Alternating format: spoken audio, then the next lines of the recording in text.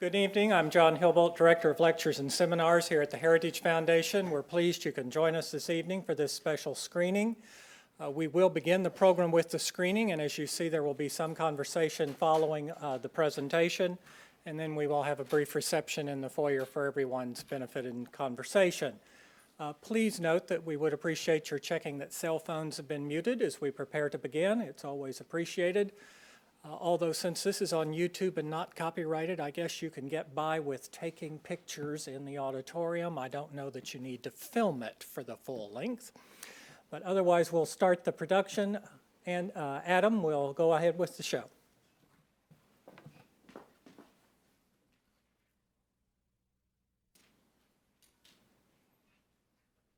After we had invested so much love and passion and had put my heart into this land, into creating what you see, I realized that there was this deliberate attempt to take away our property rights. And I became scared, not just for myself and saving my farm, but for the impact this would have on all Virginians and really all Americans.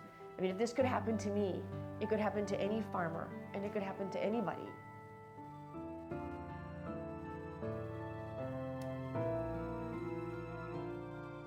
In 2006, Martha Boneta bought a tattered 200-year-old farm in Paris, Virginia, on 64 beautiful acres an hour west of Washington, D.C. Liberty Farm should be the realization of Martha's childhood dream to become a working farmer in Virginia and bring homegrown organic produce to her community. But corruption and abuse of power in Fauquier County threatened to put Martha out of business. My name is Martha Boneta, and I grew up in Mount Vernon, Virginia, and my mom always said that we grew up on what was a part of George Washington's pig farm. From an early age, I had told my parents, I really wanted to be in farming. And I would think my parents may have been secretly hoping that I would have abandoned that dream, but I never did. From the very beginning, we ran into almost immediate problems through the county and through an environmental group that made it almost impossible to really be successful. The property had been a neglected part of a massive 1,250-acre estate known as Avoca Farms, which was owned by Phil Thomas, a fifth-generation landowner and real estate developer in Fauquier County. In 2000, Mr. Thomas sold most of that estate, including Liberty Farm, to a private land trust called the Piedmont Environmental Council. When Martha purchased the farm in 2006, the PEC attached a contract called a Conservation Easement to the deed, permanently preventing urban development on the land through a co-management arrangement with a state agency called the Virginia Outdoors Foundation. We've mostly done our work through conservation easements, which is working with private landowners to help put development restrictions on the land. If you think of property rights as a bundle of sticks, what an easement does is it takes certain sticks and it extinguishes that stick. So when you sell the property or you transfer it to another landowner, they now inherit a smaller bundle of sticks, and it's a legally binding document. Martha's easement was written to prevent urban development and does limit some of what she's allowed to do with her property. But the terms were designed to preserve the agricultural, historical, and environmental value of the land. And that's exactly what Martha wanted to do with the farm. When I saw this farm, I wanted to save it. I wanted to save this barn. It was in tremendous disrepair. It had to be lifted up on hydraulic lifts. The silo didn't have a cap. There were trees growing and vines that had just taken over the barn. We couldn't even have animals here until we had properly put in new fencing and secured the farm. After 2 years of hard work, with the help of Martha's friends and family, the historic Liberty Farm was finally operational again. Martha planted vegetables and raised livestock. She even opened a small rescue operation to help save sick and injured animals in the area. Soon, she had local customers coming to her farm every day. And for a fleeting moment, Martha believed that she had turned her childhood dream into reality. Once she put the signs up and tried to draw people in to purchase things is where the roads diverged. She began to have the local government come down and slap and beat down for no real reason. Even though it's a barn and we're allowed to repair the barn, we had completed all the proper paperwork. The county would just send people randomly to the barn to see what we were doing. We had actually put up handmade signs on the farm, and in fact, one of the elected officials referred to them as akin to gypsy signs because they were handmade. And the county said that we needed to replace them, and we ended up having to spend a lot of money to put professionally made signs on our farm to advertise. We discovered that our neighbor had sent a picture of an abused horse and had sent it to animal control, the sheriff's department, and anybody that would hear her, alleging that this horse was my horse on my property. You know, animal control did come to the farm. There was no issue. The Piedmont Environmental Council also began accusing Martha of violating the terms of her easement, and their inspections grew increasingly antagonistic. But strangely, the Virginia Outdoors Foundation, which co-manages Martha's easement, has never had a problem with her. Well, we can only speak to the portion of the easement that we co-hold and that we're responsible for stewarding. But yeah, we've had no issues with her. If there have been issues, we've resolved them. Martha is in complete compliance with her conservation easement. So it is not the conservation easement in and of itself that is the problem. It is the PEC's enforcement of that conservation easement and their twisting of that conservation easement to harass Martha, which the PEC has done ever since. If you are in compliance with your conservation easement and are still being bullied, that is an abuse of power, and this is exactly what the PEC has done. Just so I want to make sure I understand, you want to look inside of my stalls for the... I just want to see the downstairs level. Okay, what are you looking for? Well, you're not supposed to be looking for changes. It's very specific. Do you understand why you're here? It's not to look for changes. Changes that could accommodate a residential use. That's not exactly correct. What is it exactly that we are looking for evidence of whether or not this is being used as a residence? Okay, that's what's in the easement. And you need to look in closets. Why don't you look in the refrigerator too? I'm really not, look, I don't want to get into an argument about this. I'm asking if I can look in the closet as a yes or no question. It sounded like, to me, that Martha was being railroaded by something. We didn't know exactly what at the time. The source of Martha's harassment remained a mystery until early 2009, when her bank sent her a letter documenting a series of bizarre inquiries about her mortgage. One of our Board of Supervisors colluded with another party to have my mortgage either called in or purchased. We didn't realize that there was a coordinated, calculated attempt to get us off of our farm. We really didn't understand why we were being attacked from all these different government agencies and what was going on behind it.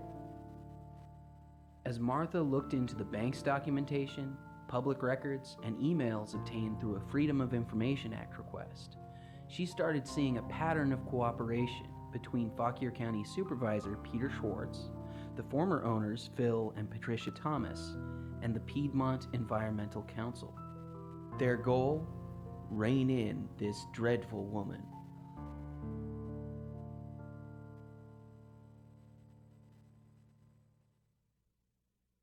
Martha is the most loving and innocent and honest working person, one of the most that I've ever met. The Virginia legislature gave counties broad discretion in land use laws, and it started out as a good thing, as you want local control over local issues. But you have people in county government who have all this power and no checks on their power. Of course they're going to abuse those. Ultimately, this is about power, who has it and who does not. Originally, and this is simply conjecture on my part, they thought simply by bullying her a little bit, they could get her to knuckle under and get that property, which she had restored, into someone else's hands. Martha would have been regulated out of existence and had no alternative in the end but to sell the property that she dearly loved and that she wanted to keep. Since the PEC and Fauquier County refused to be interviewed, we can only speculate on their motives.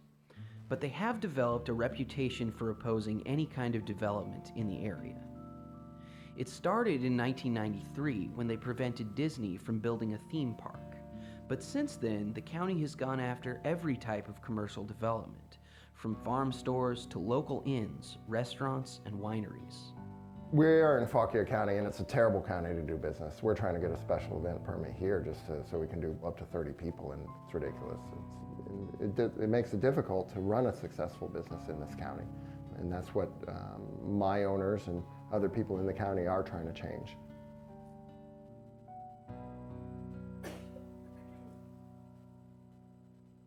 After the failed attack on her mortgage, Martha began to experience increasingly frequent and more intense instances of harassment by the county government in collusion with the PEC and the Thomas family.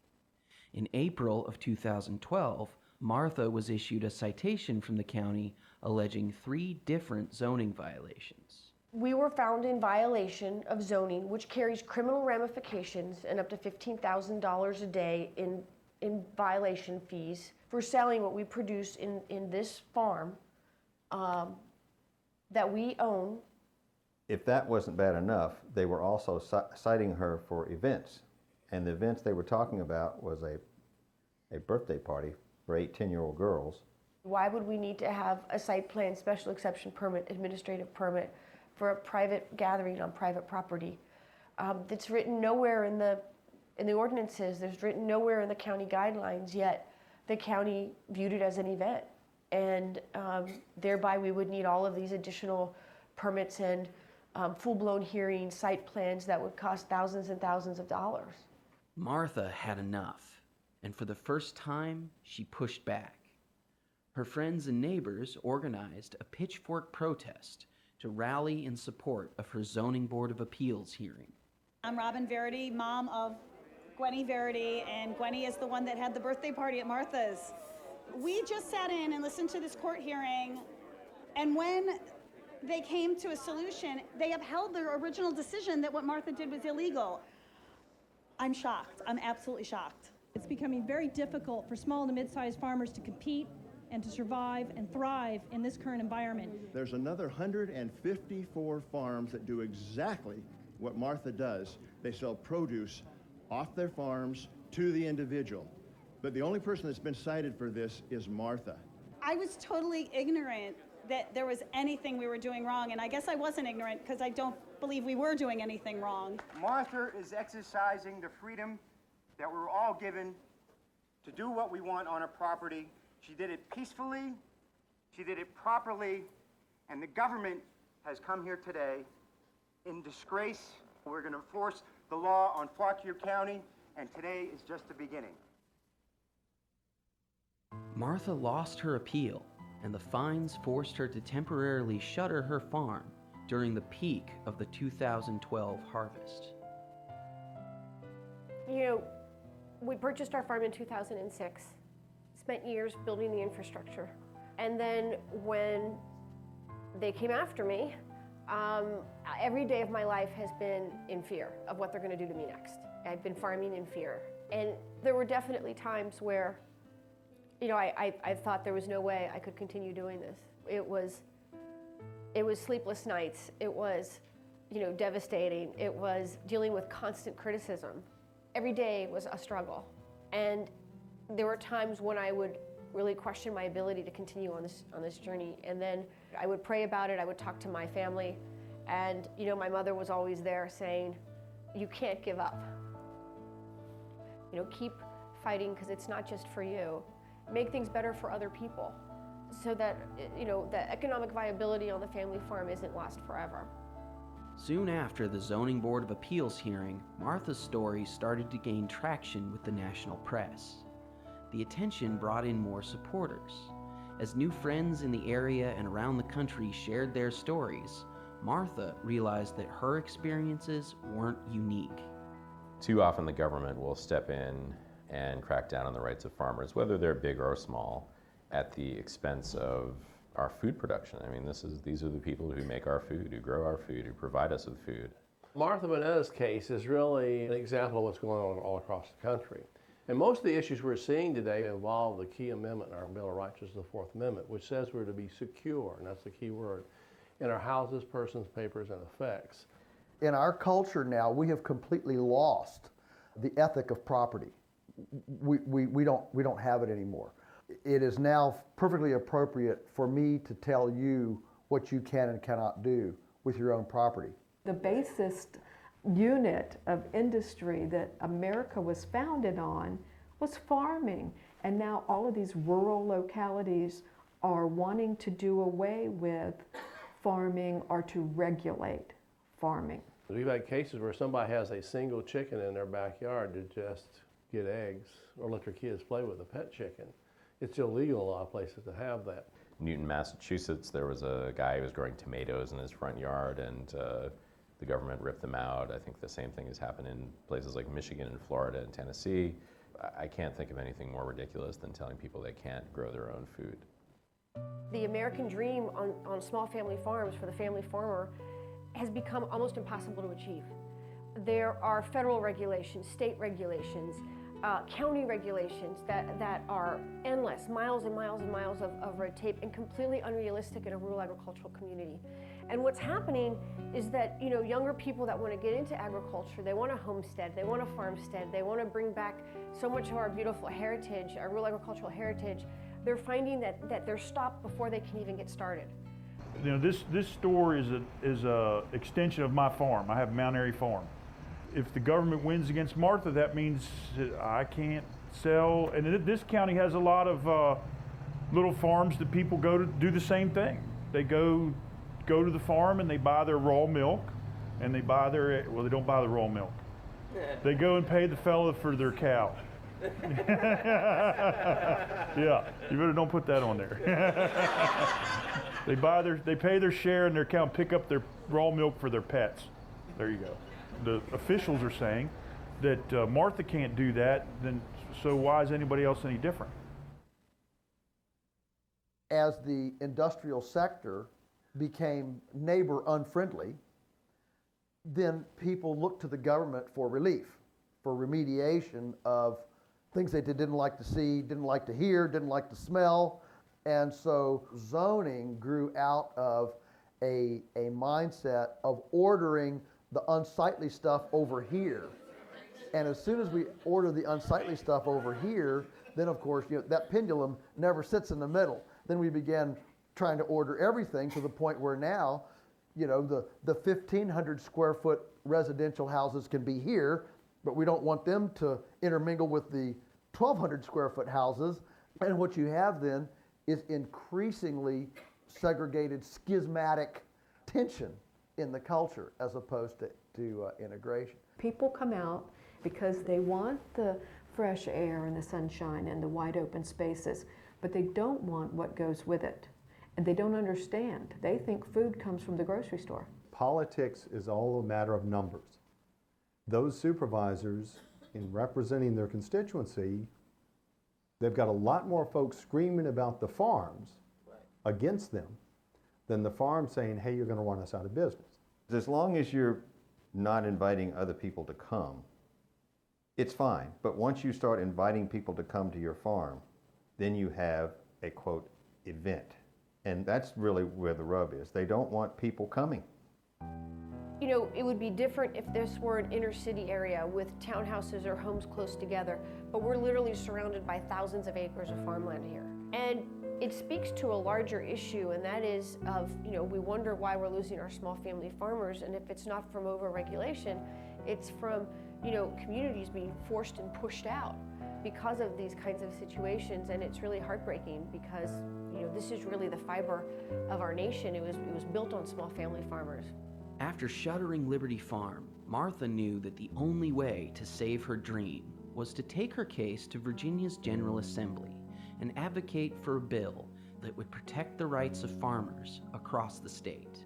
Well, last year there was a bill that came before the Assembly. Delegate Lingenfelter carried it, and it quickly became called the Panetta bill. I've talked to several legislators. They have never received so many phone calls about one bill than the Panetta bill. And it crossed political lines, too. We had Democrats and Republicans calling in. It made no difference. I believe that this is a nonpartisan issue. I think that property rights and the ability to make ends meet and the ability to be entrepreneurial and to work hard is really at the cornerstone of being an American. House Bill 1430, otherwise known as the Panetta Bill, was an amendment to Virginia's Right to Farm Act, which clarified that the law included the right to commerce on private property. If passed, it would mean that local governments no longer had the power to prevent farmers like Martha from selling their products or from inviting customers to visit their farms without a special permit. The Panetta Bill faced immediate backlash in the legislature, and the personal attacks against Martha escalated. It began to get pushback before it had even been filed as legislation. It was just drafted. I saw that the bill that she had originally was going to give so much power to the farm, quote unquote, over local government, that I saw the local government's reaction to be, we'll just do away with farm zoning. In the process, we'll do away with land use taxation. You know, and if you push anything too far, there's usually a push back from the opposing side. We found out that one of my elected officials, Peter Schwartz, had openly disclosed the private content of my IRS filings, that I was the subject of an IRS audit, to the community. And I was shocked because I hadn't received an IRS audit. And at first, my reaction was how odd that was, and I thought, wow, they will really say anything. Lo and behold, we received an IRS audit shortly after it had already been disclosed to the public from one of my elected officials. Regardless of that it was irrelevant to the zoning issues, he was using the IRS audit in the context of trying to persuade me that Martha is a bad person. It was, like I said, shocking to me. And Peter's a lawyer. First of all, how is it even possible that an elected official is privy to the tax returns that I file, and then to disclose it publicly to others is shocking and terrifying. It's something that I struggle with every day. The IRS audit itself has been like nothing I've ever experienced before. What's very unusual is that in my audit, questions that were asked were nowhere reflected in my IRS documents. They were directly pertaining to the complaints in the county. While Martha dealt with the audit, Fauquier County sent a paid lobbyist, Eldon James, to fight against the Panetta Bill at the State House. The county's efforts worked. The Panetta Bill failed in 2013. They came up with a legislative trick. You could pass the bill with the reenactment clause, which meant it would take a year for it to be worked on and come back again. And so all the people in the House got to say that they passed the bill. Then it got to the Senate, and in the Senate committee hearing, only 4 people voted for the bill. So it died there. You know, this reaction was so visceral for people that were farmers as well as consumers. All of that energy, and then to have the bill defeated, was devastating. It was that glimmer of hope that we all held on to and thought, you know, perhaps if this bill passes, we won't farm in fear anymore, and we will be free to prosper and be productive, and the community would have access to more locally produced goods. It was a disappointing setback for Martha and her supporters, but there was still a chance to change the law. Martha's activism brought her an invitation to join the Virginia Department of Agriculture's On-Farm Activities Working Group. Ms. Boneta was one of the stakeholders on the group, folks from other independent farm organizations. Farm Bureau was there. Local governments had a seat at the table. And as a result of that work group, there were bills introduced this year. That's when I met Martha. And that's when I offered to privately meet with the Farm Bureau, who had crafted a bill. And pretty soon, within about 4 to 6 weeks, we had a bill that everybody could agree with. And that just about guaranteed passage. This time, delegates like Bobby Iraq, who had rejected the first draft, supported the new Panetta Bill. And when the legislature voted on it again in March of 2014, it passed. It was one of the greatest days of my life. For myself and my family, but also for the community that had spent 2 years taking time away from their families and their homes and their jobs. The people that made this possible, I don't know how I could ever thank them. I think I could probably try every day and it wouldn't be possible to thank everybody that made it possible to move the ball forward just a little bit. My immediate reaction was just complete thankfulness. Very sincere, heartfelt thankfulness. It was a victory for, the small family farmer, and that hadn't really happened before. Hopefully it's the beginning of really untold opportunities across the state for producers that have either been engaging in these practices anyway, or were told they couldn't do them. My doors are open and people are coming with their families. To have a little plot of land and to take in rescued animals and grow organic vegetables and do what you want to do on your property, not to bother anybody, but to be left alone, to provide a little bit of enjoyment for the community. I mean, that's what America is all about, and we've got people that want to not only stifle, but want to punish Martha for pursuing this little dream of hers. I think justice should be blind in this country. It's either good policy or it's politics. And I think it's good policy to open up the farms and create more opportunity for people in the rural areas where employment is so low, and it's something that we want to promote. It's good. I think it's very important that we allow small farmers to flourish rather than be under the heel of local government that doesn't want them to do what they want to do. My family didn't realize, we had no idea what was going on behind closed doors. We did not know that there was this force with the intention of forcing us off the farm. We had no idea. We thrive by lifting others up, not by pushing them down. I know what it's like to be shut down. So I think that those fears will always be there because I've experienced them. But at the same time, I know that we can make a difference. No matter how many times the government tries to shut you down, to just have the faith and the courage and the hope to keep going. And if enough people do that, then we won't have to worry about losing our businesses, or won't have to worry about losing everything we've hoped for, and we'll be able to make sure that the American dream is alive and well. I don't want to be the one left standing. It's as simple as that.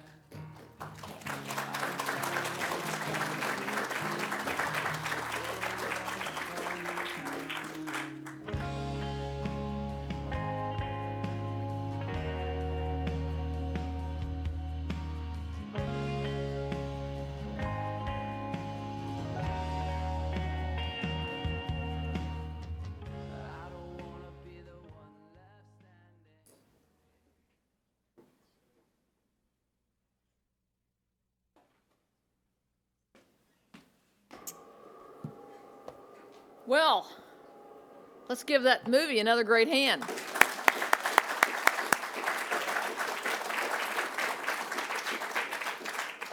My name is Becky Norton Dunlop. I'm Vice President here at the Heritage Foundation and the host for tonight's event. And I'd like to introduce you to the people who will be speaking on the panel. First of all, the star of the show, Martha Boneta.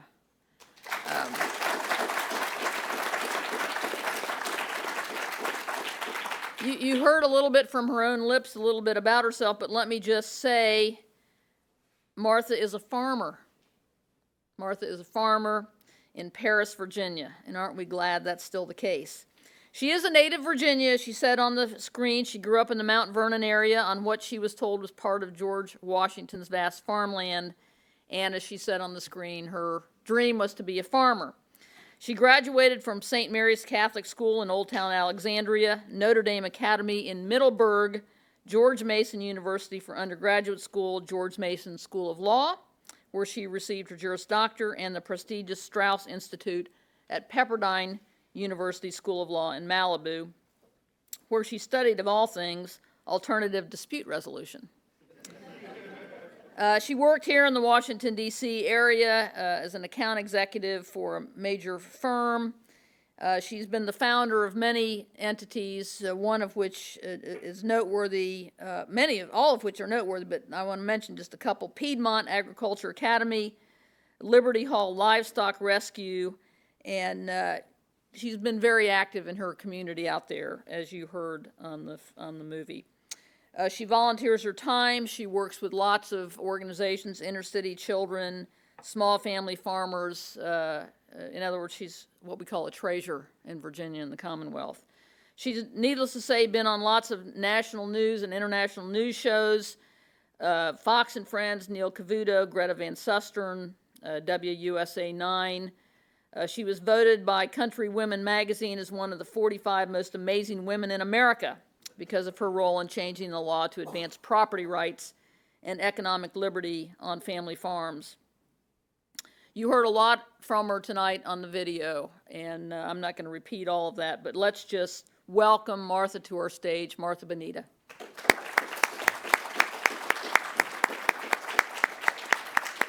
Yeah, go ahead and sit down. The second person I'd like to introduce who's joining us tonight is Bonner Cohen. Bonner is actually not quite as famous internationally as Martha, but he's pretty darn famous among people who care about the United States Constitution and property rights. He is a great leader in public policy, serving at the National Center for Public Policy Research. He works on energy, natural resources, and international relations issues. He's also an associate of the Heartland Institute, one of our colleagues, a Committee for Constructive Tomorrow, and the Competitive Enterprise Institute. His articles have appeared in numerous very well-known publications. He's a great guy to Google because everything that he writes about is worth reading. He also does lots of interviews. He speaks truth to power, and that's one of the things we appreciate about Bonner. He is well-known on Capitol Hill among those who champion the kind of liberty and rights that we stand for, those of us in this auditorium tonight. He has spoken internationally. He received his BA from the University of Georgia and his PhD, summa cum laude, from the University of Munich. He's the author of 2 books, both of which should be on your library shelves. Bonner Cohen.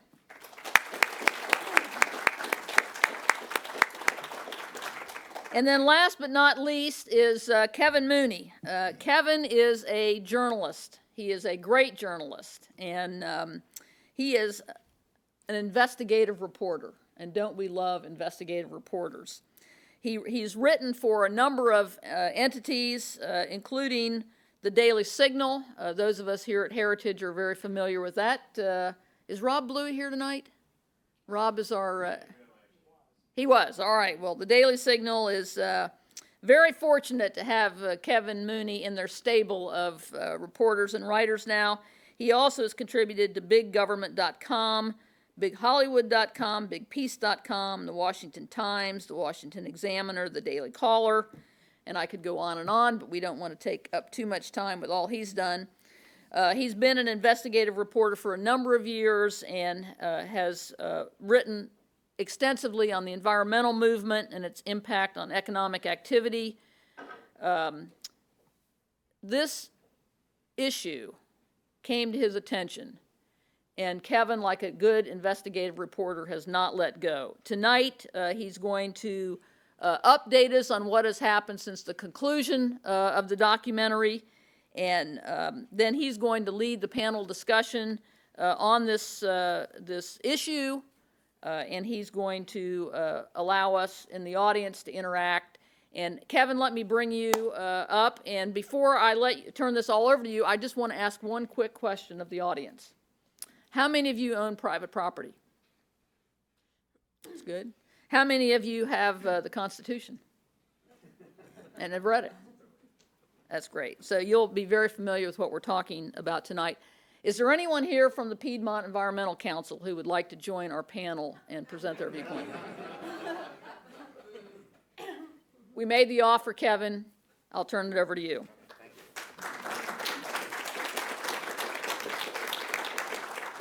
Okay, well, thank you, Becky, and thanks to everybody at the Heritage Foundation, the team at the Daily Signal who made a lot of this possible between our group of editors. And I discovered along this journey of doing these reports that the Heritage Foundation actually had access to its own drone, which we sent over Martha's property. So I kind of had visions of Piedmont maybe taking a little shot at it, and we'd have an interesting story after that. Martha's story is a story with a lot of moving parts. There's the litigation involving the conservation easement. There's the dispute over zoning. There's the collusion between the realtors and the environmental group, between the county government and the Piedmont Environmental Council. But in many ways, it's really a very straightforward story about a battle to restore self-government where it's been eroded, to try to put the government back inside of a constitutional box, and try to build a counterbalance to a very well-funded, very well-connected environmental movement. It was just over a year ago that I guess it was about over 100 Virginia residents, a broad cross-section across party lines, descended on Richmond during a board meeting of the Virginia Outdoors Foundation. The VOF really being the example of good government in this entire dispute. It was during that meeting, which turned out to be a real turning point, that the Virginia Outdoors Foundation offered to take over the entire conservation easement. But there was a problem. They discovered along the way that there were actually serious flaws in the conservation easement, that it was in need of corrective amendments that the Piedmont group resisted, that they would assume liabilities if they took over the easement as it was currently written. And then on top of that, it was discovered that there are actually two different versions of the conservation easement. One that Martha signed, and another one that was not signed, that the Piedmont group submitted to the county without the knowledge of either the Virginia Outdoors Foundation or of Martha. So there are a lot of interesting twists and turns. I want to read to you one quote from the attorney for the Piedmont Environmental Council. They were very scandalized by the turnout last year in Richmond when there was a property rights rally staged by what they call the Bell Tower out on the Capitol grounds in Richmond. And here's what the lawyer for the Piedmont Environmental Council had to say. It has come to the PEC's attention that outside organizations, not parties to the easement, have used social media and certain online publications and blogs to invite large groups of people to attend the VOF meeting on November 6th with the goal of attacking the PEC and its employees. From the PEC's perspective, what began as an opportunity to have a civil discourse about the easement at a board meeting has been transformed into a pretext for a political rally. And that to me is kind of an astonishing statement. What is he saying? That this uppity group of average citizens are going down to their state capital to hold a political rally and to invoke the First Amendment. And somehow the Piedmont group is completely scandalized by this. Well, I think thanks to many people in this room, and I think thanks to a broad cross-section of Virginia residents, we were able to impact public policy. There are now two different versions of the Panetta bill. The first version, which protects commercial activities as it was described in the movie, and the second Panetta bill, which was signed into law by Governor McAuliffe, I think just last year, which provides some oversight of conservation easement groups. It's an incremental change, I think a very helpful change. The litigation remains ongoing. Martha is now going to move up into federal court to bring legal action against the Piedmont group and against the realtors.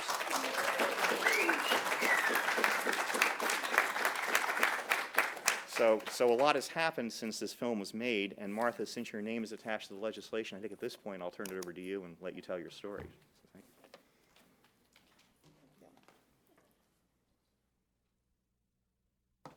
you.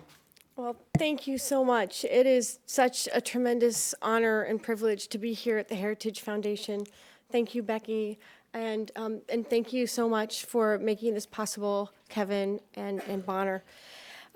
You know, so many of you know me well, and you've known me over the last several years, and we have been on this journey together. We have struggled together on this journey, and many of you have heard me say before that I grew up in a family, a hardworking family, where my mom and my dad taught us that if we worked really hard, we could be anything we wanted in life.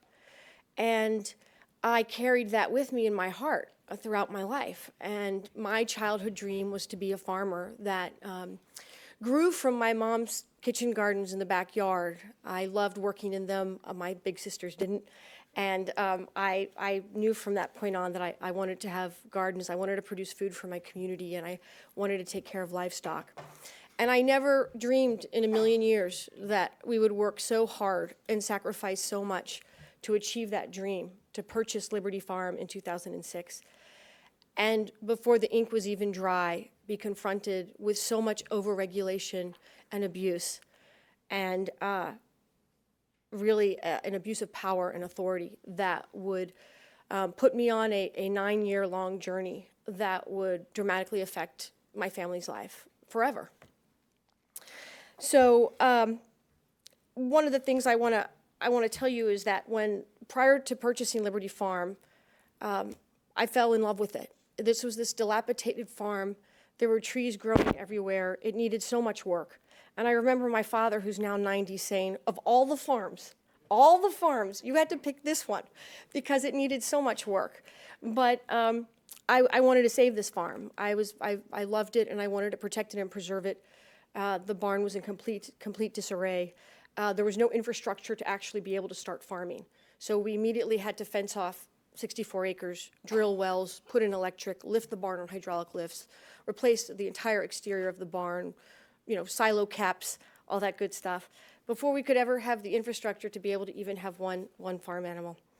So after we had done all of that, I have to tell you that I was stunned at what started to unfold. We were told the farm itself was advertised as Stonewall Jackson's bivouac. The exact location was in a grove of trees on our farm. And the significance of that is that there are lots of beautiful farms, but this was not just any farm. It was advertised and promoted as the exact site of Stonewall Jackson's bivouac. And my father, who's 90 years old and loves Virginia with all his heart, and so do I. It's my home and where I was raised and where I plan on being for a very long time. We were so proud to have this farm, this historic Virginia farm where Stonewall Jackson had bivouacked. And we were stunned to, shortly after signing the easement and purchasing Liberty Farm, we were stunned to be told that we had to fence off the entire oak grove where Stonewall Jackson was said to have bivouacked because it was sacred ground. That meant we couldn't have our livestock graze there. We couldn't grow any crops there. We couldn't ourselves even use it for family picnics or anything like that. And we believed them. We trusted them because prior to laying eyes on this property, I didn't even know what a conservation easement was or what land trusts were. I thought they were the good guys because I share a great love of the land and I'm grateful for every moment we have on it to farm. And so almost initially we were confronted with hostility and it was antagonistic and we were told that we had no choice, we had to fence off this oak grove, and we did it. What followed after that was years and years of fighting to defend our property rights. We never really had a moment of peace. It became so stressful that we could hardly imagine that our dream was being jeopardized, and there were times when we thought we couldn't really continue on this journey. What began was years of harassment that would include sheriff's deputies coming to our farm to interrogate students volunteering on our harvest to learn how to grow vegetables. The sheriffs would come and take down the personal, private contact information of all of the students and inquire about where they were from, get their names, their phone numbers, why they were there, where they were staying, and so forth. We also had and became aware of dozens and dozens of well-documented complaints to the Sheriff's Department, the Commonwealth's Attorney, the Zoning Department, the Department of Transportation, animal wardens, and many others. They even contacted our mortgage company and tried to have the note called in. And when that failed, the due on sale clause, they wanted that called in, they tried to purchase our mortgage. We were also stunned to learn that they had entered into a secret, confidential, contractual relationship and partnered with others in their efforts. We were shocked to find out that the fact that we were the subject of an IRS audit was publicly disclosed to the community before our family had ever received the IRS notice from the IRS. Throughout this time, we have been subjected to repeated hostile demand inspections that included demanding to inspect our closets, our toilets, our showers, and photographing our personal private possessions. To this moment in time, nobody has been able to explain what my laundry has to do with conservation or the environment. They even wanted to install 24/7 video surveillance cameras to spy on our farm. We have been in court fighting to defend our property rights, our freedom to farm peacefully, and to live the American dream, almost from the moment we purchased our farm. Since my story became public, I've been the subject of IRS audits for 2010, 2011, and to our surprise, this past year, we received yet another IRS audit for 2012. These IRS audits were grueling, requiring thousands and thousands of pieces of paper to be photographed, and questions, many of which had nothing to do with our IRS returns. Through the Freedom of Information Act and whistleblowers, we were able to learn about the magnitude of the efforts that were engaged to force my family off our farm. We remain stunned at the sheer volume of coordinated, endless emails, letters, phone calls, and meetings, all designed to harass us. While we continued to complain, we were heartbroken to discover that there was no transparency, accountability, or oversight to protect us. Instead, years were spent defending ourselves against a constant attack.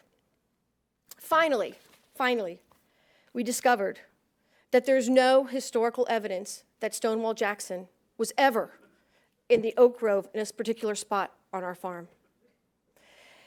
As a result of that promise, that assurance that was held out to the public and advertised at this significant historic farm, my father, who's now 90, and our family was so proud. We were so proud to have this historic Virginia farm. So much so that we trademarked Liberty Farm for the specific purpose of conducting historic tours, because we wanted to open up our farm to the community, to give people an opportunity to experience this treasure, only to discover that there was no evidence of it whatsoever. But I've learned a lot from this experience. I've learned firsthand that mean people are alive and well. But I've also learned that there are great, great principled Americans amongst us that did everything they could to save our farm and help all small family farmers. Thousands of Virginians, many of whom are here today, signed petitions, wrote letters, and made phone calls. They sacrificed time away from their jobs, their families, and their obligations to be heard in rallies throughout the Commonwealth of Virginia and in the General Assembly. I don't know how I can ever thank everybody enough, but I want to take this opportunity to personally thank Delegate Brenda Pogey, who's here with us today.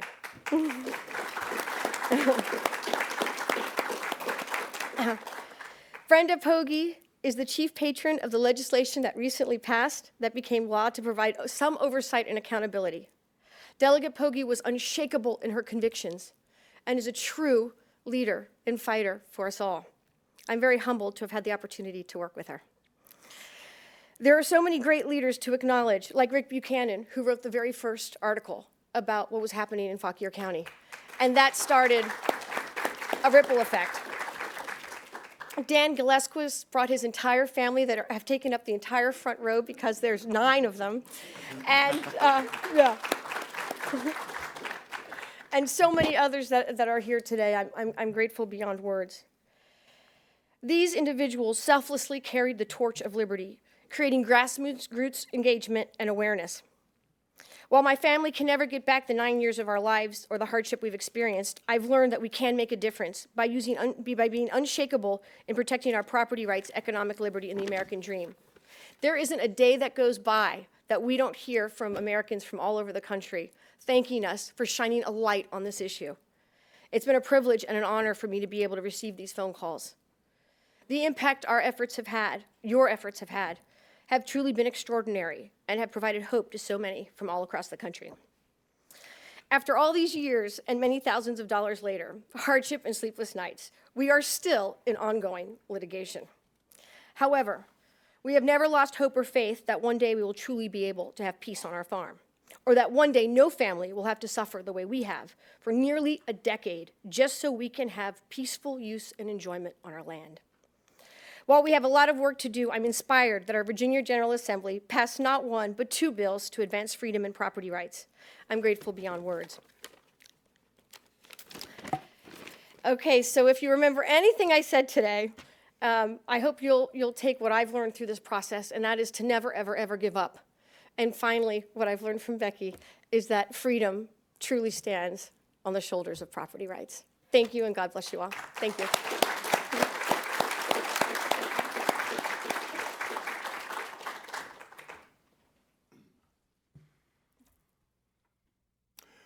I too want to thank Becky and the Heritage Foundation for providing this opportunity to bring Martha's story not only to the Heritage Foundation, but also to the many people viewing this on the internet, and will have an opportunity to view it on the internet for a long, long time to come.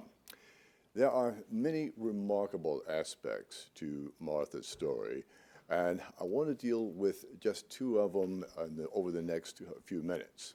First of all, the nature of the forces that were and still are arrayed against her, and secondly, how we were able to overcome and ultimately defeat those forces, exemplified by the passage of 2 bills in the Virginia General Assembly.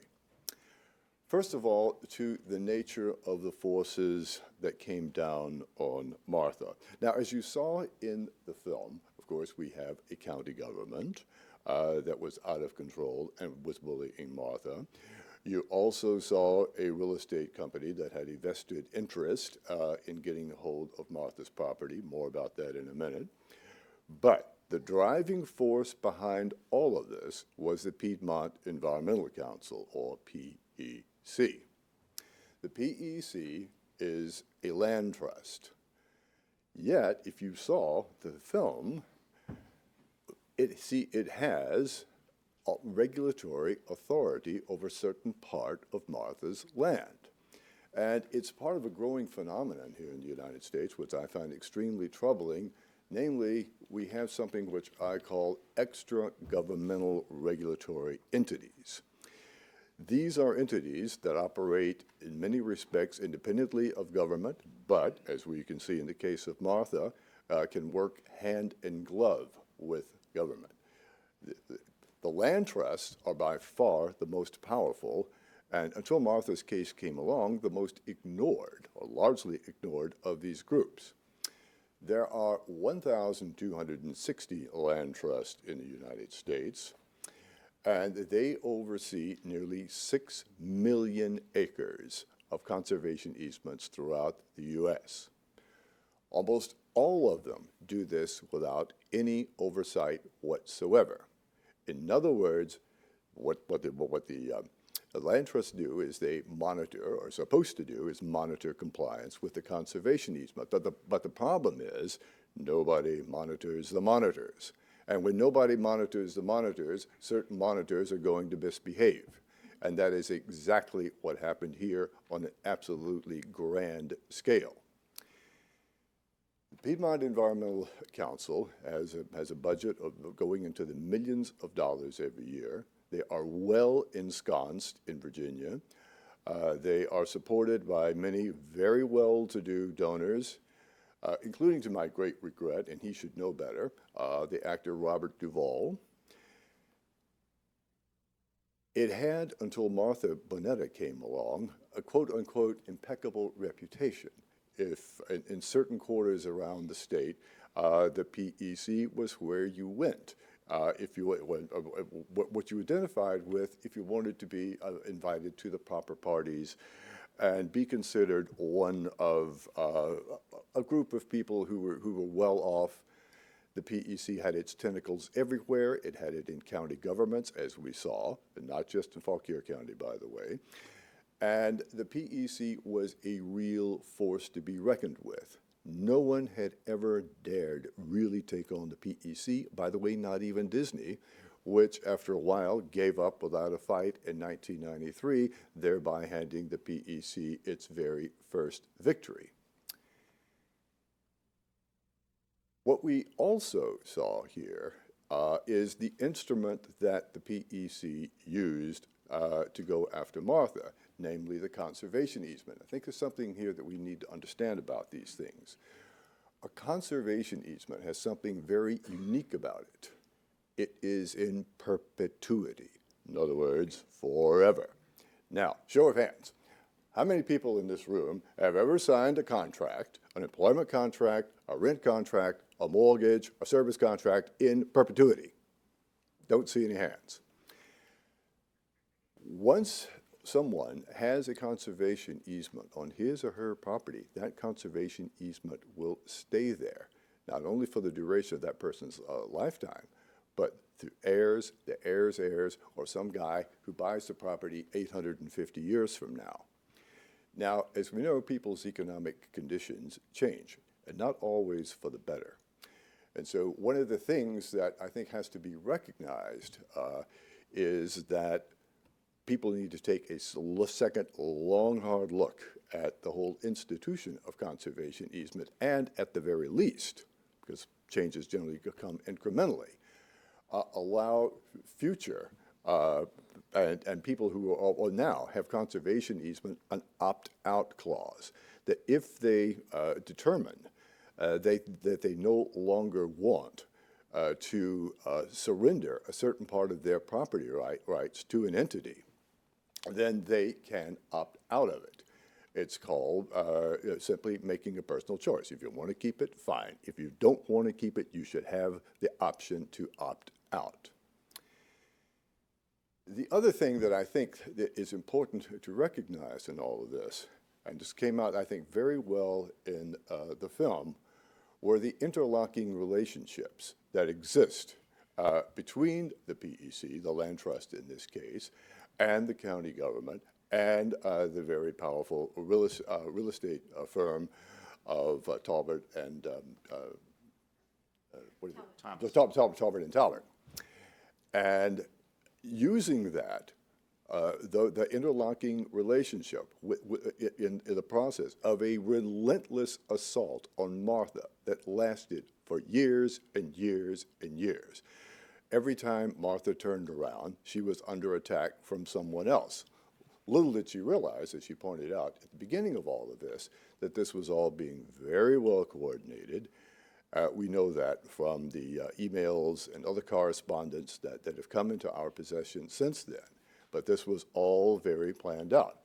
What was the purpose of the exercise? The purpose of the exercise was to make it impossible for Martha to remain on her farm, force her off the farm, force her to sell low. And this is a property that she had completely rehabilitated. It was a dump when she bought it. By the way, the previous owner of Martha's farm was the PEC. They had owned it for 6 years. They had done absolutely nothing, zero, to these self-anointed stewards of the environment, had done absolutely nothing to improve the property. It was a kind of an unofficial county dump. There was a tree growing through the barn when Martha bought it. That gives you some idea of the quality of environmental stewardship that the PEC was undertaking. All of this shows that their ability to come after Martha was absolutely astounding, because they wanted to force her to sell low. Someone would come in and buy low, flip this beautiful property, and sell high.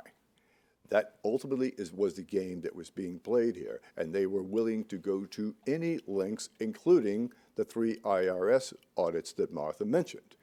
Please note that the IRS audits coincided with Martha's resistance to the PEC, and that an elected county official in Martha's County, where the farm is located, knew about the audit before she did.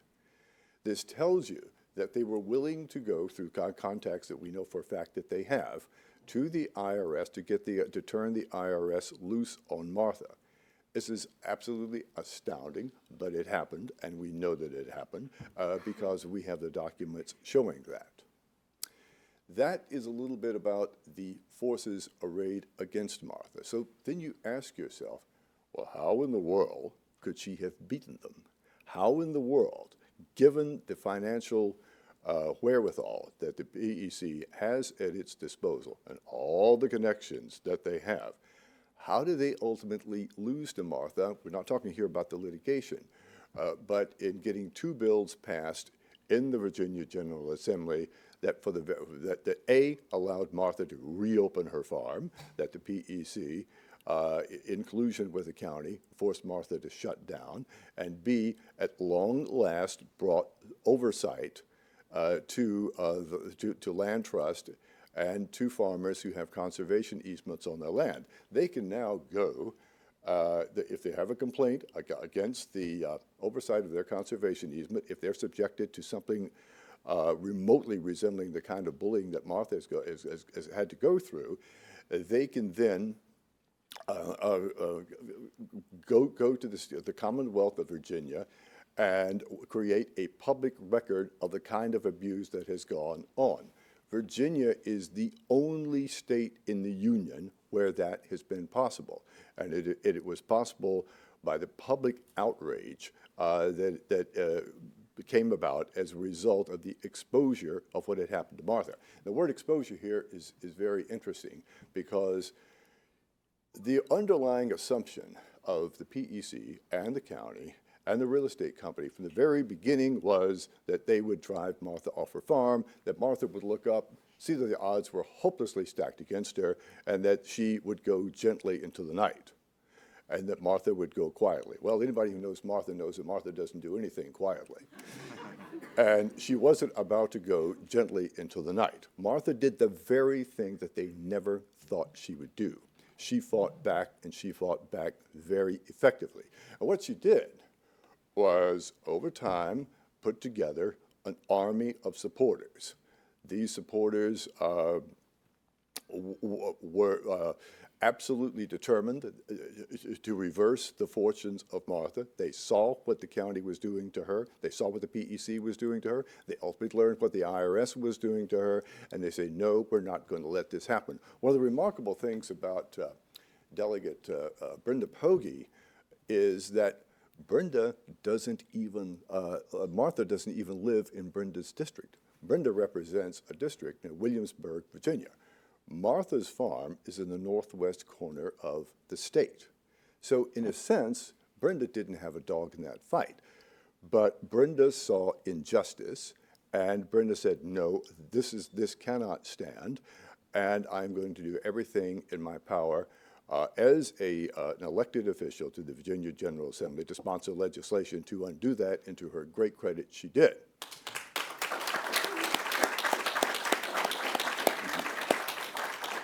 Another key element in all of this were the grassroots organizations. Martha mentioned Rick Buchanan, who is here. If you ever find yourself in dire straits and you need a demonstration and you want a mob, Rick is the guy you want to go to. Yeah. Because when we had a demonstration, when we had a gathering, you need warm bodies. Kevin mentioned the meeting that took place at in Richmond a year ago. It was a hearing before the VOF. The PEC showed up with a grand total of 3 people. We showed up with 100. Guess who carried the day? Ladies and gentlemen, numbers count. And you have to be willing to reach out to people, put your message out.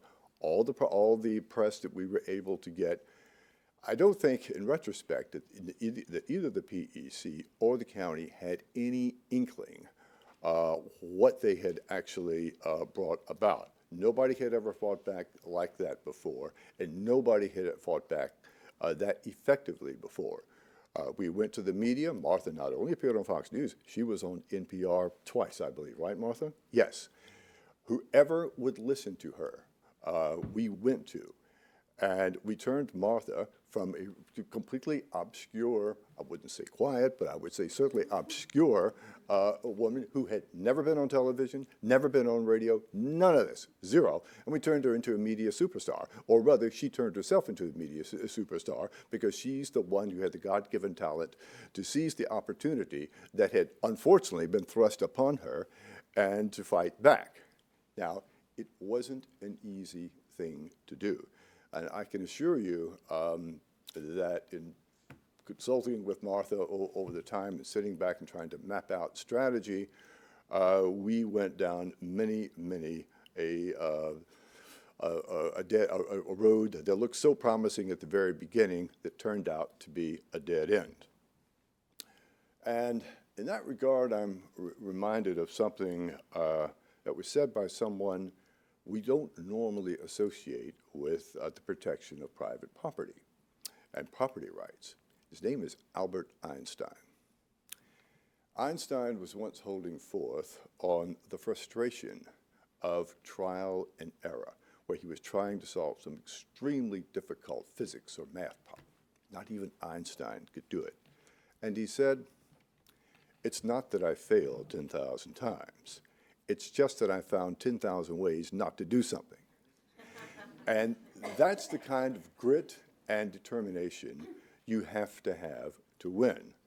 Fortunately for Martha, and I think fortunately for an awful lot of people around the country, she had that grit and determination, and there is a great deal that other people can learn from our success and Martha's success in turning the tables on forces much stronger than she, much better financed than she. Forces, the PEC had lobbyists all over Richmond trying to stop the two bills. Martha was her lobbyist. She didn't have the money to pay the lobbyists. She didn't have the money to pay the consultants. But she had the grit and the determination to knock on doors of Republicans, Democrats, whatever it took to get the legislation passed. In the end, we succeeded in isolating the PEC. So it didn't make any difference how large the retainers they sent out to the lobbyists. They were ultimately isolated, and they weren't able to win. Governor Terry McAuliffe, whom no one, to my knowledge, has ever associated with property rights, signed both bills. And Martha even got an apology from the woman who heads the same office in the McAuliffe administration that Becky Norton Dunlop had in the administration of George Allen. She apologized to Martha for all the horror that the PEC, the county, and the real estate company had put her through. A truly remarkable turn of events. Ultimately, her victory turned out to be bipartisan, and I think provides an example of what you can do when you do have the grit and determination to fight back. One final thought on all of this is we were also very, very lucky. Sometimes in life you have to be lucky. At one point, I told Martha, you know, we could use an investigative journalist, somebody who's skilled, can go in and knows how to do FOIAs and can doggedly go after something. And I just happened to know Kevin. And so I brought Kevin on, and one of those things in life that every now and then happens, Kevin's coming on board happened to have coincided with the birth of the Daily Signal here at the Heritage Foundation. And the Daily Signal became the primary organ through which we were able to expose all the horrible things that had been inflicted on Martha. There were others, the Daily Caller, many others that also chimed in. But we were extremely lucky in everything that we did that Heritage Foundation chose precisely the summer of 2014 to launch the Daily Signal, and it was through the Daily Signal that we got the message out and ultimately were able to turn the tables on those people who were absolutely determined to drive Martha off her land. Thank you.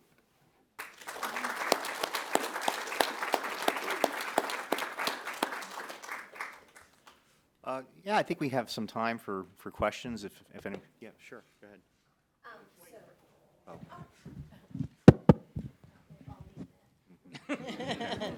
Those who know me.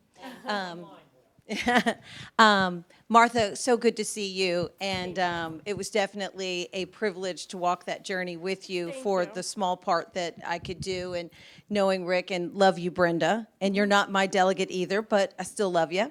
Glad to have you in Virginia. My question is, what you've talked about in the discovery is that you don't have this historic land, and they charged you a price to buy historic land. So basically, you bought a diamond mine that don't have a diamond in it. Right.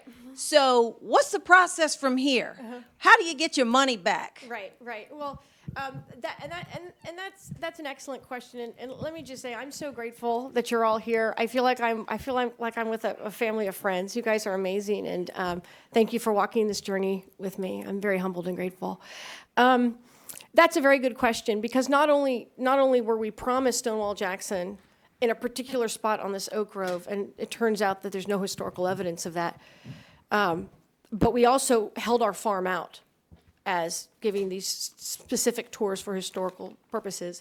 And we trademarked our farm for that. And we put up signs. We were so proud and so honored and so grateful. I mean, you know, I love Virginia. It's in my blood. I love it. And I was so proud to have this piece of Virginia history and to find out that it was not as it, you know, not only advertised, but it was actually placed and written in our deed to the property. So it's devastating, and right now we're in the process of figuring that out. You know, what's going to happen next. But we did have to make a public declaration on our Facebook page as soon as we found out that said that we, you know, believe this to be true, based on the representations that were made to us at the time of purchase, and we had found out that it was. They had to disclose that. Yeah. So that's a document that they put in legal writing that's disclosed to you that you bought a diamond mine from somebody that wasn't selling a diamond mine. Right. That's right. But, yeah, exactly. And you know, we live in a wonderful country where, you know, people should not be able to say, for example, that George Washington slept there in order to seduce a buyer to buy a property, right? Because that shouldn't happen in America. And you know, we trusted these individuals and believed in them. And it's been a very difficult several years. It's not, and you know, nobody should have to fight, you know, a decade. We're approaching a decade pretty soon, to just have peacefully be able to farm on their land, to enjoy property rights. I mean, that's that's at the heart of being an American. You know, just the fact that we're able to work hard and own property and have peaceful, quiet enjoyment on our land, and to go through this has been really devastating. Yeah. Yes, ma'am. God bless you for being willing to fight. My question is, has this happened to others who were not willing to fight? And are the same people doing it to these other farmers? I'm going to throw that over to Kevin. The answer is yes. I mean, it has happened across the state. There was a case involving the Shockey family out in another part of Virginia, and I think in the end they just simply didn't have the money to fight the PEC. They did fight as best they could. But I think the lesson of Martha's story is you don't have to outspend this group. You're never going to be able to outspend them. But you do need concerted activism. A few strong contrarian voices can bring down an entire organization that's out to manipulate information as overtly as they did. And you need some good people in government. We had Brenda Pogey. I was very thankful for that. And you have to credit the Virginia Outdoors Foundation because they uncovered some of the duplicity that we weren't aware of. You know, and that is to their credit. I think we were able to build a broad cross-section of people, including people who supported the conservation program. I wouldn't say that the Coalition for Martha was one big raw Tea Party movement, as much as I'm on board with that. It really was a broad cross-section of people in both parties who supported the program and saw it was being manipulated and abused. There is one other case of abuse that's actually before the Virginia Supreme Court. This involves Ducks Unlimited and a conservation easement that it has on a winery, the Crystallis Winery in Northern Virginia. Whereas the abuse was nothing of the nature of what Martha had to put up with.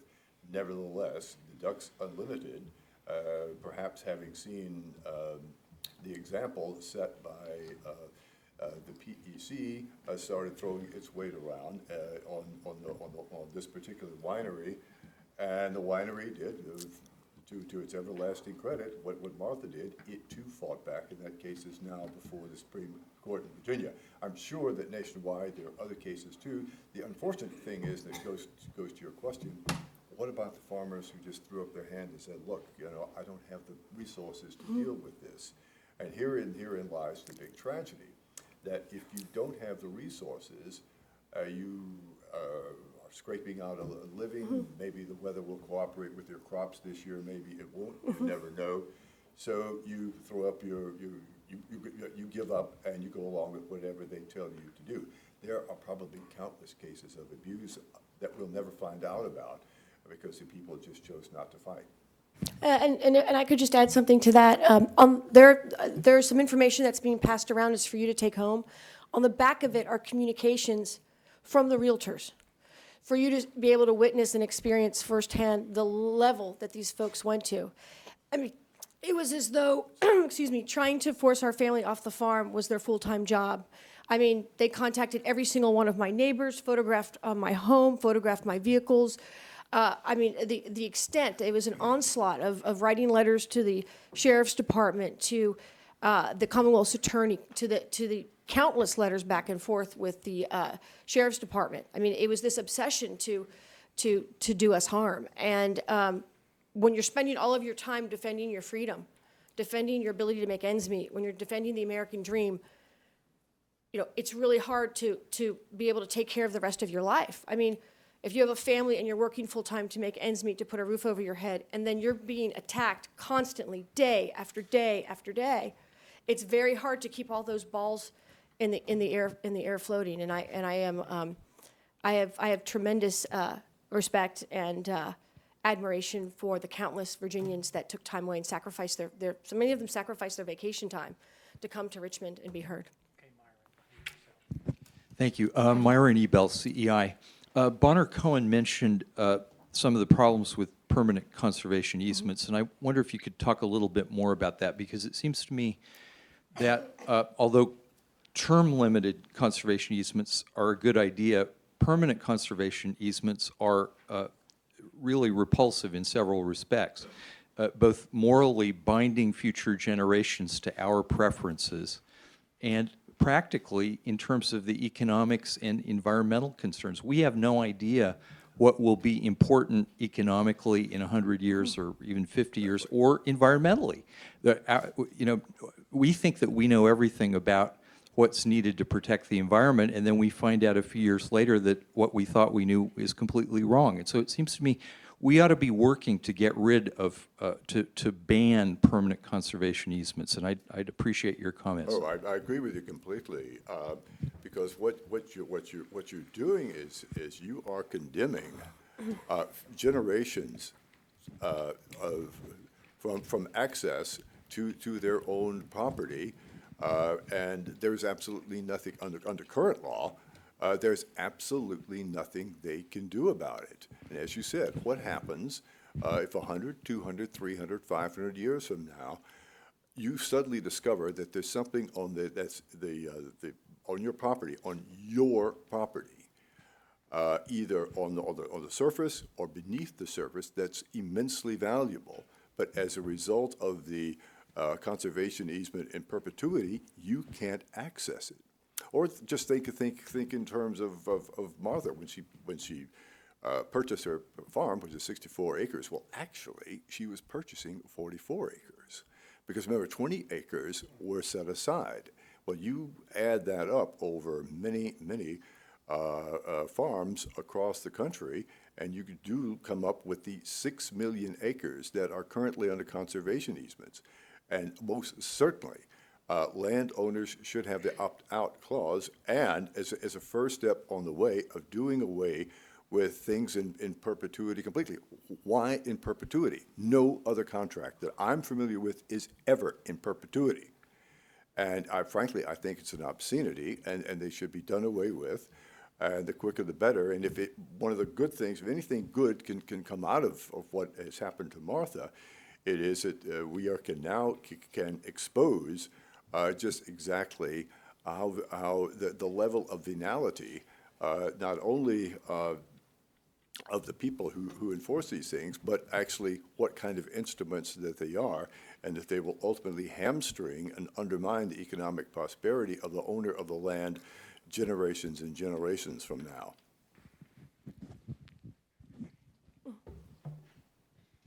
Well, for starters, it appears that there's an awful lot of despicable people out there doing these things. But my question relates about the issue with the IRS. And I think it was Mr. Cohen who said he has the documentation to show the emails and whatnot that spurred all these audits. A lot of the things that you discussed seem to be civil issues that can be dealt with in civil court. But to me, or to my knowledge, and I'm not a lawyer, but it was my understanding that to use the IRS as a weapon is a violation of the law. Is there any criminal activities being investigated here? Because this certainly, if this isn't border on criminal, I don't know what does. I mentioned the interlocking relationships that exist between land trusts, in this case the PEC, county governments, powerful economic interests. And sitting on the board of the PEC is a woman by the name of Pogey Richardson. And in the Clinton administration, could anybody guess what job she had? She was IRS commissioner.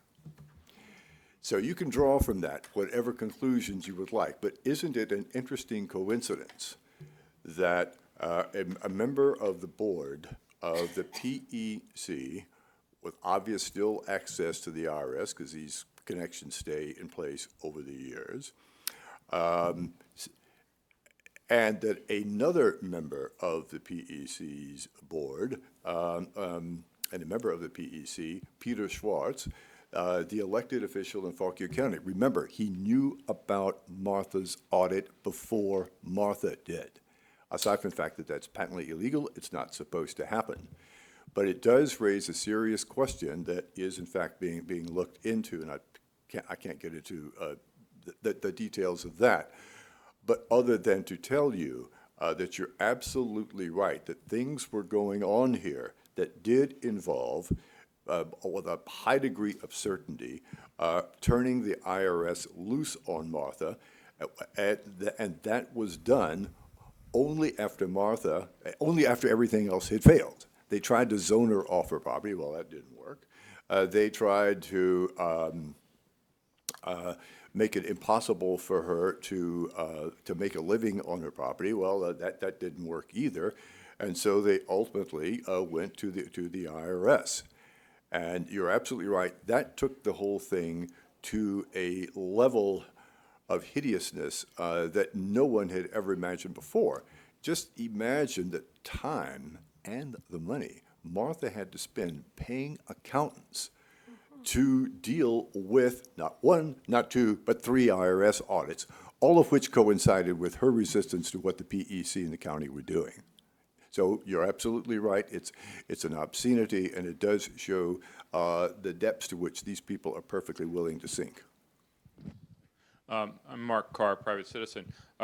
With the gentleman over here, I think when you reduce all this down, there's fraud at some point going on, and I think that kind of speaks for itself. To the Defense of Land Trust, with whom I've had some contact over the years, if there's a trust in place already, an easement in place already, it's a willing buyer and a willing seller who've entered into a transaction which has tax benefits for the buyer. And so notwithstanding the perpetual nature of the things, they're set up in perpetuity for a reason, which is to set the land aside. And the last thing I'll tell you is if you don't like that, it's a federal law. Charles Grassley's your friend. He's right over there, just a few blocks. Thank you, sir. My family never received a dime in tax credits whatsoever. And in fact, we never received any type of compensation by way of tax credits at all, which was, again, very unusual. Well, it's simple Yeah. fraud. Yeah. If that's the case, then you were defrauded there, you were defrauded later, you were defrauded later, you were defrauded later. Yeah. And up until recently, there was no oversight, transparency, or accountability. My family would try and reach out for help to every avenue we could. And they would say, well, I'm like, who's the oversight? Who polices these folks? They police themselves. That's how they handle things. Yeah. So I have a quick question for Martha and then a longer one for Kevin. It's certainly been quite the story following this over the last several years. Yes. But if there's one thing that surprises me, it's the creativity of scoundrels, and if there's one thing that surprises me more, it's their lack of creativity. Yeah. Can you tell me, do you know of any other pieces of property where Stonewall Jackson bivouacked on that same night? Yes. There is a bed and breakfast called the Ashby Inn in Paris, Virginia. They claim that Stonewall Jackson slept there. The property the farm right next to ours, also owned by the realtors, claims that Stonewall Jackson slept there. Turns out that a majority of the properties around mine all, in some way, shape, or form, take claim to the Stonewall Jackson troops that came through that area. Well, you may have just taken the wind out of my sails for the question for Mr. Mooney, but I'll ask it anyway. Have you ever thought of going down to the courthouse, sir, and seeing how many easements have the exact same representation on them? Stonewall Jackson slept here. Stonewall Jackson slept here. That's a matter of public record that someone has fraudulently stated to create an easement. And since it's public record, you know, it's just a matter of going down to the courthouse and looking up all these easements and seeing what the basis of them was. And just to toss in one more to Bonner at the same time, what does it mean for a contract in perpetuity if it's based on fraudulent information? Well, on paper, it should be, it should invalidate, in my view anyway, as a non-lawyer, but it should invalidate it from the get-go. Even more absurd than, or every bit as absurd, as falsely claiming that Stonewall Jackson slept someplace that we know for a fact he did not sleep. By the way, we have consulted Civil War historians and said, oh yes, on that particular night in 1861, his army did pass through Paris, Virginia, but there is no evidence whatever that he slept on Martha's or anybody else's farm. Zero. None. And so if you add to that the fact that the conservation easement that the PEC filed with Fauquier County is not the conservation easement that Martha signed when she closed on the property in June 2006. It was a bait and switch of epic proportions. You sign one document, they hand in another. So in addition to the fraud, that particular fraud, there's another element of fraud, namely that there were two conservation easements with entirely different terms on them, one signed by the owner of the property, one not. And the one that wasn't signed by the owner of the property is the one that was filed with the county. By the way, as far as history buffs are concerned, I think the date with Stonewall Jackson is July 18th, 1861, where the Piedmont group placed him in two different places at the same time. And as nimble and as agile as he is, he couldn't have been in two places at the same time. And it's one thing to get it wrong, it's another to knowingly place him in two different places. Well, I'm going to ask the final question, and perhaps each of you would like to comment on this. It goes to the topic of land trusts. We've talked a little bit tonight about conservation easements, but you know, conservation easements are administered, not always, but often by land trusts, as several of you, two or three of you all may have said tonight. But land trusts are not the government, supposedly.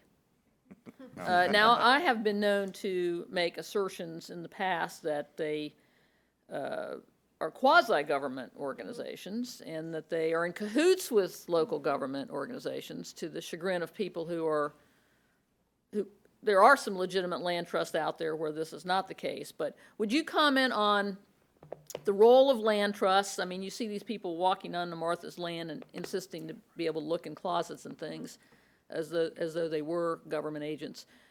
The role of land trusts, the authority that they have, and are they something that also needs to be looked into by government officials? Yeah, well, let me say, I hope what happens in Virginia starts to ripple across state lines, because one group that really deserves some more focus and attention and scrutiny is the Nature Conservancy. I mean, in many ways, what the Piedmont Environmental Council has done in Virginia reflects in microcosm what the Nature Conservancy is doing across the country. And there's a lot of cases that are gradually coming to my attention because of these stories. But what I would hope that what began here in Richmond in terms of providing a little bit of oversight to land trusts where none existed previously will start to happen across the country a little bit. I mean, conceptually, the idea behind easements was to give a tax break to financially strained farmers and owners who were willing to let their property be set aside for some kind of conservation. It began with sort of benevolent intentions until the intervention of the environmental movement. So I don't think they necessarily started bad. Maybe Bonner may or may not agree with that, but I think it deteriorated over time once these third parties got involved. I don't know. There's no perfect answer to it, but I think what happened in Virginia going over the past year, just 1 year ago this month, did mark a bit of a critical turning point. I mean, the Boneta bills are not a panacea, but there are checks in place where there were none previously. But I think the Nature Conservancy is something that we all need to start taking a hard look at. Bonner, did you want to comment on Yes, this? one of the things that really helped turn the tide against the PEC and in favor of Martha, at least as far as the General Assembly was concerned, was that clip that you saw in the movie this evening where the woman from the PEC was carrying out that intrusive inspection on Martha's property. Now, we now know that she was in fact trespassing on Martha's property because she was enforcing a conservation easement that Martha hadn't even signed, a conservation easement that was fraudulent from the get-go. There is every now and then a little bit of justice in the world. That charming woman that you saw trying to get into Martha's closet and other parts of her property, things which had, as Martha pointed out, absolutely nothing to do with the conservation easement, was fired by the PEC last April. But the reason for her firing is instructive. She wasn't fired because they were upset with what she had done. She was fired because she had been exposed through that video, through that clip that was on YouTube and a whole bunch of other places. It was in Kevin's articles that he wrote for there were links to it in Kevin's articles that he wrote for the Daily Signal. And ultimately, she became such a liability that they cut her loose and fed her to the sharks. It was not that the PEC had seen the error of its ways, but it simply recognized that someone was going to have to take the dive for the exposure of all of this. So have they learned anything? No, I don't really think so. That was simply a matter of covering themselves up and breaking with someone who had become a source of embarrassment. As for the land trusts themselves, yes, and Becky's absolutely right. I go back to what I said. What we have here are extra governmental regulatory entities, and as we saw through the inspection and all the other activities that they were carrying out, they were practically a state within a state, and they employed Gestapo-like tactics on Martha. From everything from trying to put up the surveillance equipment on her property. The PEC actually wanted to put cameras on her property to monitor who went on her property and who left. Now, this is absolutely outrageous and is yet another reason why land trusts should at long last be receiving the scrutiny that they so richly deserve, so that in the future these things won't happen. Again, it's another really good thing that could come out of this whole horrible episode. Martha, you get the last word. I get the last word. Okay, well, if I could just say one thing about the video surveillance cameras. Ironically, the Piedmont Environmental Council had sent us a letter forbidding us from videotaping them. I want you to think about that. So they wanted to install 24/7 video surveillance cameras, but they didn't want us capturing what they were doing on camera. So we ended up having to install video surveillance cameras with the help of some friends, and it's unfortunate that you have to do that on your own property, right?